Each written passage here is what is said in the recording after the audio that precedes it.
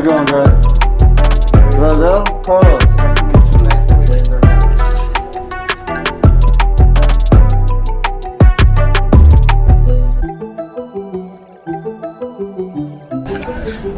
Alright guys, day 2. We got off the boat. We're at this island called Kusalasi. At least that's what the terminal is called. We're gonna go check it out, a few different sites. I'll give you guys some updates. But for now, the weather is beautiful. Enjoying some wonderful views. Check this out. I don't know if you can really see it very well. But there's some beautiful homes or buildings, structures, all different kinds of colors. And then of course, our big friend who got us here. More to come.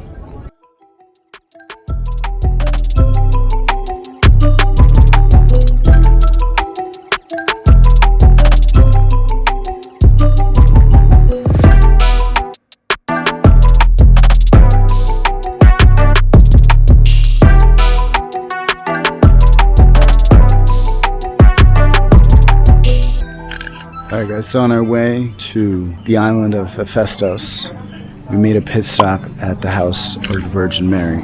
It's pretty close to Hephaestus. It's up on a hill. It took about 40-minute bus ride from the terminal getting into Hephaestus. Mind you, we're now in Turkey. We are no longer in Greece, but by the end of the day, we'll be hitting back. You'll see a couple shots of the actual house itself. There's also some sort of wishing wall. I'll show you guys that in a bit. As you can see, a lot of people come and check out the place. And I took some shots of the place where they do prayer, they host prayer, kind of the altar where folks come and take the time. If you're ever here, don't forget to stop by the souvenirs. Obviously it's closed right now. Just beautiful gardens around here. It's a brief stop, right? Because you can go up, if you got wheels, if you got a bus or some sort of transportation, you can get up all the way almost to the top, and then it's about a 5-minute walk from there. And the house itself is pretty tiny, you'll see. So we walked through it. Unfortunately, I couldn't get any shots inside. They wouldn't allow it. You'll just have to deal with seeing the outside of it, but it's beautiful, very, I mean, obviously old. We're talking about several hundred BC. But highly recommend, worth a stop. It's a quick one, so if it's on your way anyway, definitely would recommend.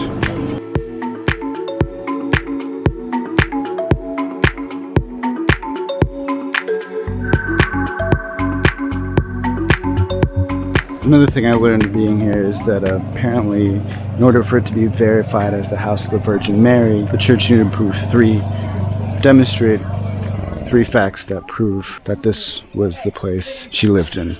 I'm not 100% sure the 3. I think one of them, John the Evangelist, wrote about it in his scriptures, him receiving the sign to take care of his mother, the Virgin Mary. The other one was, I believe, the Catholic Church accepted some writings by a German nun who said she had visions of a place of the Virgin Mary's residence that looked exactly like this with all the specific descriptors. I believe the 3rd one is something along the lines that there's several archaeological dig sites around here that indicate one of the first churches that was built after John the Evangelist's death, that prove that a church was built dedicated to St. Mary the Virgin. So there's that. We've got some lawn maintenance to do here as well. Of course, you always want to keep the place nice, right?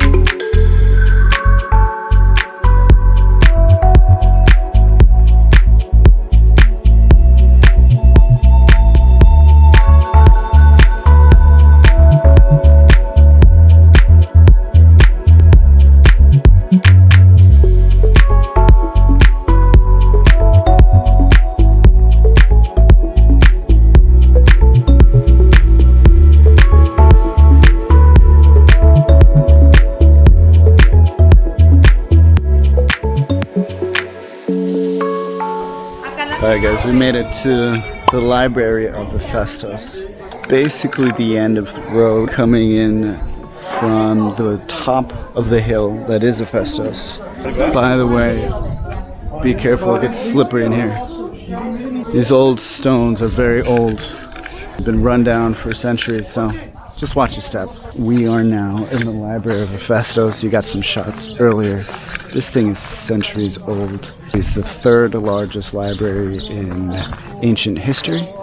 It's right by the Aegean Sea, but it's actually been run down naturally by reoccurring shifts, not even tectonic, but also just the way the residual waves of the ocean and the sea start wearing down the stone. You end up with some debris falling on top of the ruins and actually taking out some stuff. Or there was a period of time where once they originally opened it up for tourism, but then because so many ruins started getting literally taken out, they had to shut it down and then do some artificial digging, if you will, modifications to the surrounding terrain so it wouldn't keep happening. Now, if you'll notice behind me, there's a lot of columns, and then right next to them is just debris, right? Fallen pieces. Naturally, they had to do something about it, so that's what I just said about having to reconstruct the surrounding area, make sure the sea and the residual effects of rock bouldering down onto the rest of the site didn't keep happening. So that's why I'll notice a lot of these columns have the tops basically chopped off, taken out literally. This is kind of the burial ground of a bunch of broken rocks and ancient pieces of rock. I'm going to start walking back towards the library. I decided to record this is actually right on the back side of the library right now, or I guess if you're looking straight onto it, it's the left side behind the left wall. I'm going to head towards back to the library, get some more shots of that guy. So stay tuned, don't forget to smash that like button. Y para la gente que no entiende inglés, básicamente estamos en la biblioteca de Hephaestus. Aquí hubo un tiempo donde la piedra se iba cayendo porque estaba construida. La montaña se fue cayendo, partes se fueron cayendo de la tierra, derrumbando piezas de roca, entonces tuvieron que remodelar el terreno alrededor para poder acomodar que la gente venga a verlo. Entonces por eso es pedazos aquí como de piedras caídas. Esa es la razón. Entonces ya estamos en Hephaestus. Sigan conmigo, dale like, subscribe, and we're gonna keep this adventure going.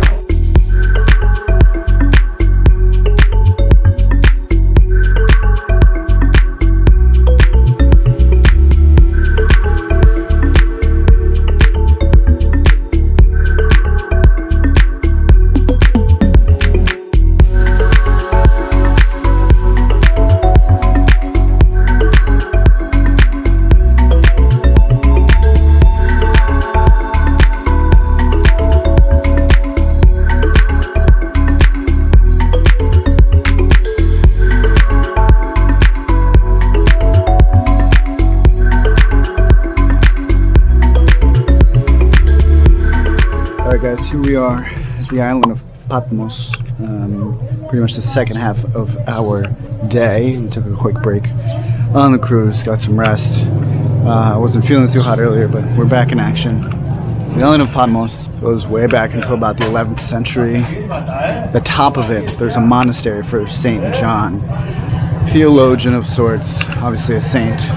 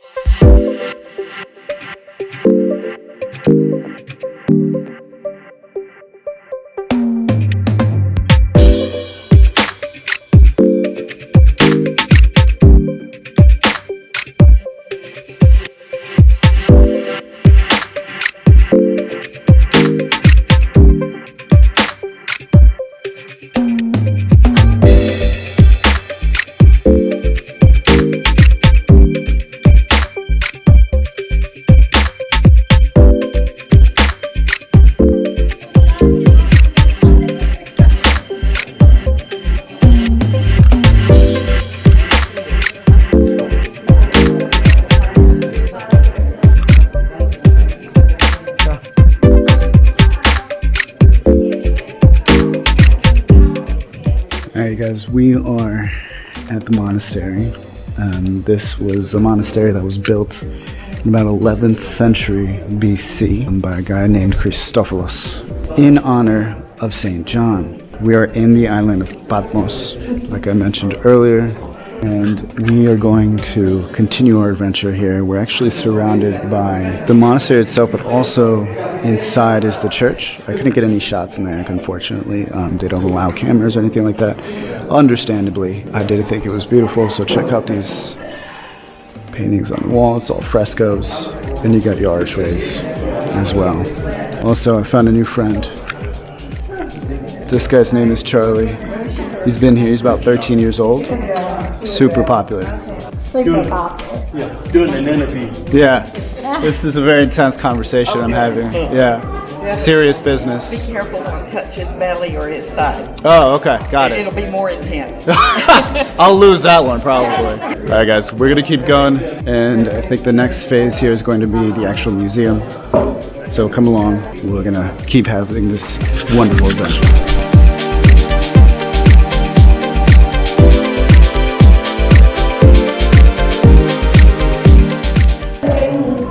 So we're getting into the museum now. Great echo, haven't noticed. We're gonna go over this way, go up to the top, and then work our way down. Let's see what happens. Actually, I think the museum even starts up top. It's got this tiny little stairway though.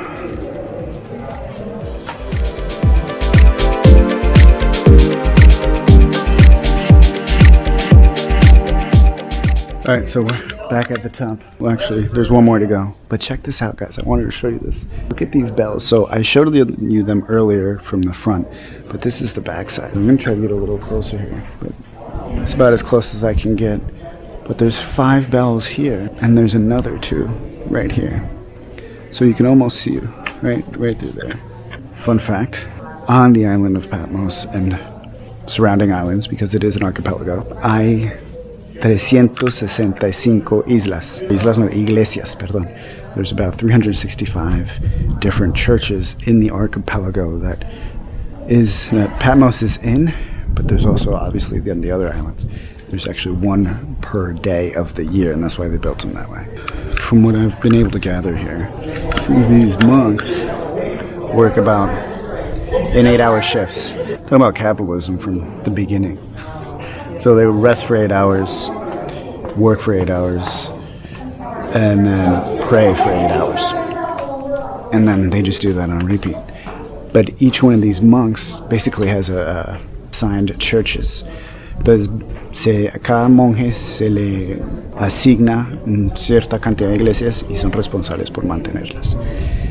Eso lo aprendió, entonces quería compartir con ustedes. Check it out, guys. Imagine rigging those things. We're gonna keep going, friends. Hay más por venir.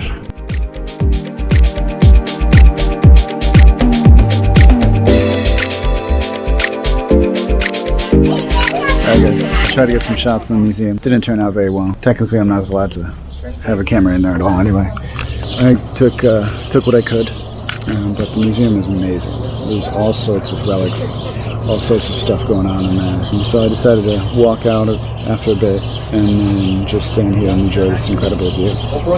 Check this out.